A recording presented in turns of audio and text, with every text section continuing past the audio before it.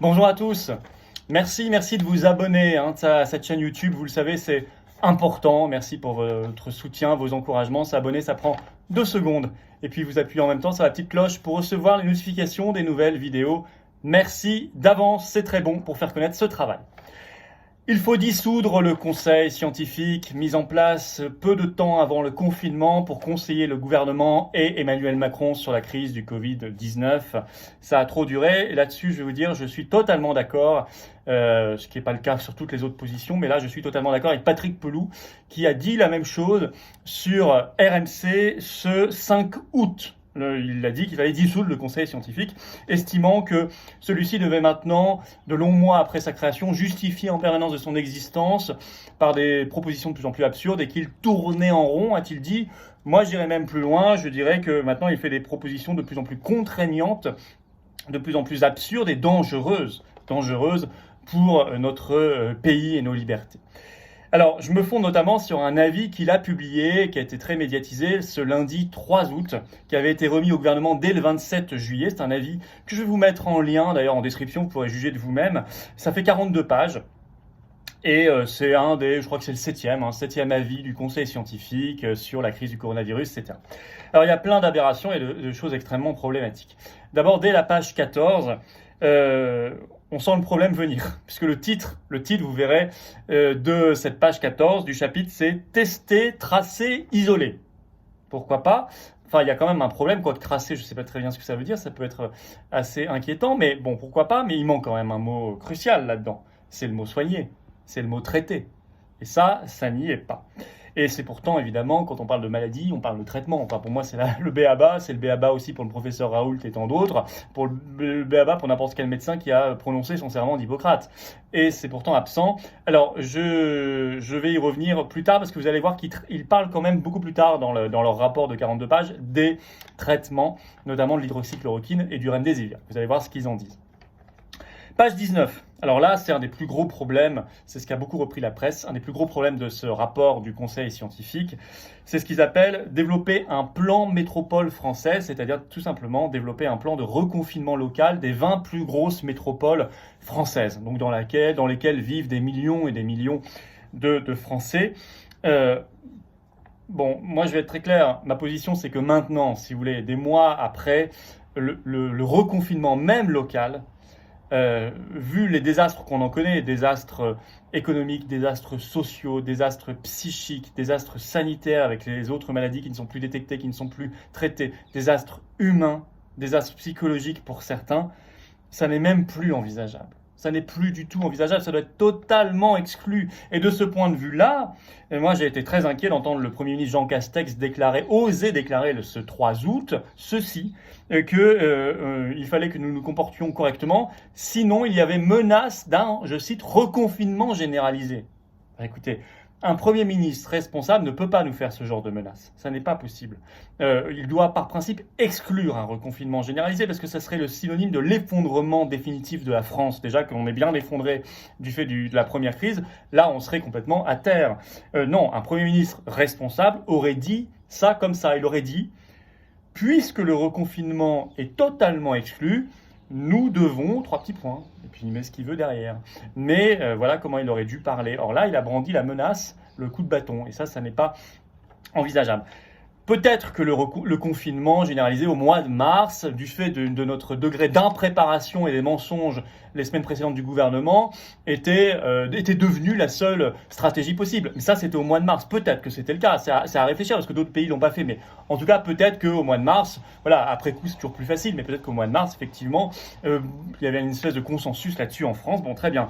Mais aujourd'hui, maintenant qu'on en connaît les désastres, maintenant qu'on n'est plus du tout dans le pic de l'épidémie, c'est le moins qu'on puisse dire, et maintenant qu'on a des études a posteriori sur les effets réels du confinement sur l'épidémie, il doit être totalement exclu. Il y a une nouvelle enquête qui est sortie très intéressante le 3 août par Istat en Italie et qui montre que le taux de prévalence de séroprévalence, c'est-à-dire le nombre d'Italiens qui ont fait le coronavirus, le Covid-19, était plus important encore parmi les Italiens qui avaient été confinés que parmi les Italiens qui étaient sortis travailler dehors. Voilà. Il y avait déjà eu une première étude équivalente en Espagne concernant les Espagnols qui donnait le même résultat qui avait été publié il y a quelques mois dans The Lancet. Donc si vous voulez, maintenant on le sait, confinement ou pas, vous avez le même taux de prévalence à peu près, peut-être même un peu supérieur quand vous êtes confiné. Donc ça doit être totalement exclu. Or, page 19, c'est pour les 20 plus grosses métropoles françaises, c'est clairement dans le rapport du conseil scientifique. Très inquiétant.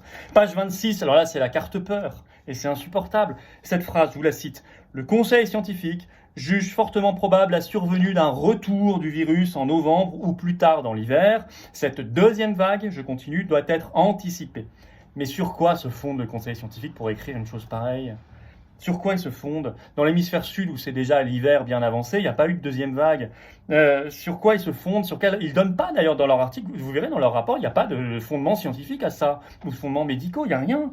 Je rappelle quand même que le lendemain de la fête de la musique, le 21 juin, donc le lendemain, le 22 juin, vous aviez plein d'articles dans la presse extrêmement inquiets en disant « Oh là là, c'est sûr, dans 15 jours, les hôpitaux, les services de réa vont être pleins parce que les jeunes ont fait n'importe quoi. Le soir, ils n'ont pas respecté le masque et les gestes barrières, etc., la distanciation sociale le soir de la fête de la musique. » Et puis, vous aviez des articles, par exemple, le 22 juin sur France Info, je vous cite, « À Paris, une fête de la musique sans trop de précautions. » Je continue de citer des scènes qui ont suscité inquiétude et réprobation sur les réseaux sociaux.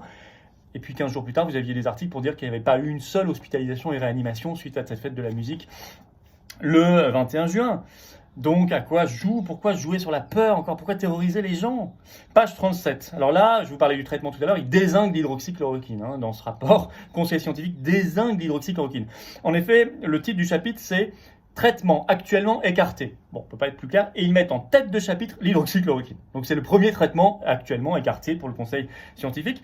Et ils osent même, dans leur démonstration, se fonder sur l'essai britannique Recovery pour démontrer que l'hydroxychloroquine ne serait pas utile et même dangereuse, alors qu'on sait, que tout le monde sait dans le milieu scientifique que Recovery, ça a été n'importe quoi, qu'ils ont utilisé un surdosage de l'hydroxychloroquine, ils ont mis 4 fois les doses, et qu'en plus, dans tous les essais cliniques, que ce soit Discovery, dont on attend les résultats, d'ailleurs on ne les aura jamais, Recovery, l'étude frauduleuse du Lancet, etc., l'hydroxychloroquine était toujours mal utilisé, mal dosé, utilisé trop tard pour des personnes moribondes à l'hôpital. C'est pas du tout ce que préconise Raoult et tant d'autres. Alors que, dans ce même chapitre, le conseil scientifique est beaucoup plus doux sur le remdesivir de Gilead. Évidemment, je cite, « Le remdesivir semble accélérer le temps de récupération ». Et pourtant, ils osent ajouter derrière, sans en tirer de conséquences. Mais à ce jour, il n'a pas montré d'impact sur la mortalité chez les patients traités par rapport aux patients non traités par le remdesivir. C'est quand même l'essentiel. Pas eu d'impact sur la guérison et la mortalité. Alors qu'il y a tant d'éléments probants maintenant sur l'hydroxychloroquine, que ce soit les travaux à Marseille, il y a quand même des cohortes maintenant de milliers de patients à l'IHU de Marseille de Raoult, mais bon, il y a eu tout ce qu'on a vu au Maroc, tout ce qu'on a vu en Afrique subsaharienne, tout ce qu'on a vu en Grèce, au Portugal, tout ce qu'on a vu en Italie. Quand ils ont arrêté l'hydroxychloroquine, le taux de mortalité remonte, quand ils l'ont repris, le taux de mortalité rebaisse.